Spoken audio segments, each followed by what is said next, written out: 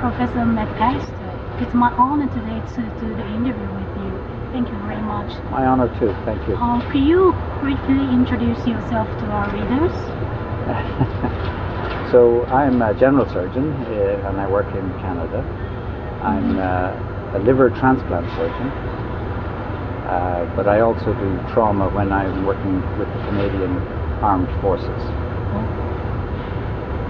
Okay, so you have a poster presentation this morning. It's about research on trauma. Yes. And the title is Injury Profile of the Anti-Personnel Improvisative Explosive Device. So what are the clinical significance of your study? Well, so in modern conflicts or recent conflicts, the improvised explosive device has been a hallmark weapon. It's been used probably the most frequently of all the weapons against conventional armies. And there are two types. There's a large one which is designed to disable a vehicle. So it's basically a roadside bomb. But there are smaller ones, and they're designed to target an individual as they walk over them. Now, the problem for us is that we've considered them a little bit like military landmines. Landmines are designed to disable a soldier and deny the ground to the enemy. And within the rules of warfare, this is actually an acceptable use. In landmines, if you leave your landmine after the conflict or leave it in places where civilians could be injured, that would be unlawful. But the use of the landmine itself is not unlawful. On the other hand, the IED that I witnessed in Afghanistan was gradually becoming more and more severe, causing worse and worse injuries.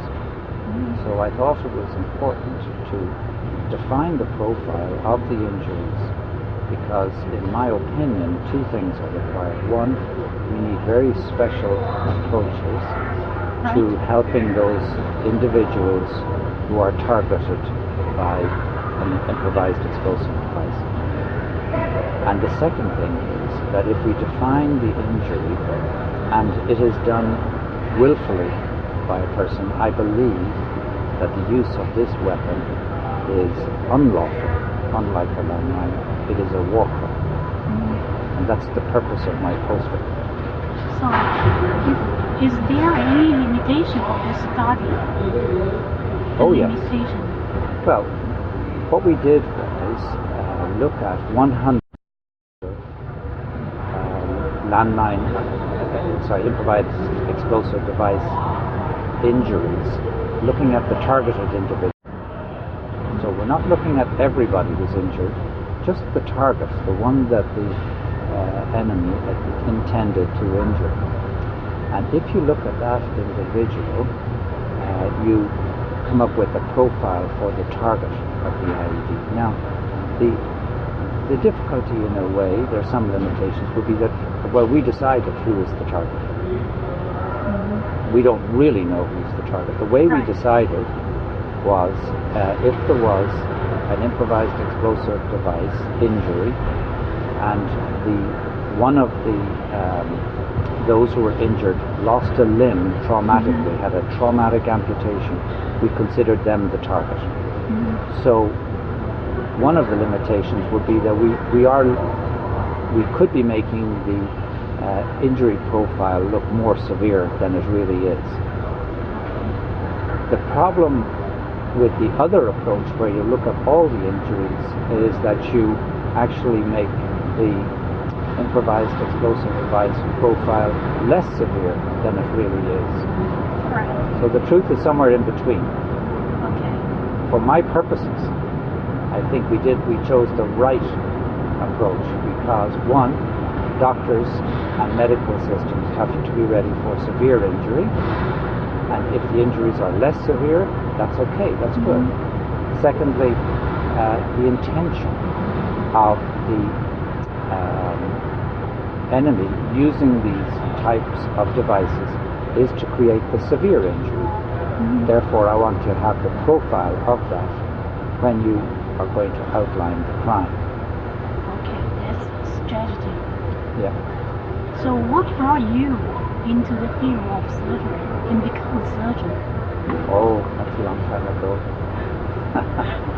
You know, like all physicians, when you graduate, you have to choose a field. And initially, I chose family medicine. So I was a general physician looking after all sorts of problems. And I worked in remote parts of Canada where the family physician was asked to do more surgery than I expected. And I returned to training to get more surgical training. And then I ended up as an academic surgeon rather than a family doctor. Okay. One last question. What do you love about surgery? Well, I've always liked surgery because the goal of medicine is to be able to repair and bring about healing. And in surgery, it's a lot more apparent what you're actually doing. And you can see the results of your work fairly quickly. So I think they're the elements of surgery that I enjoy. Okay, thank you very much. It's a pleasure, and thank you for asking me.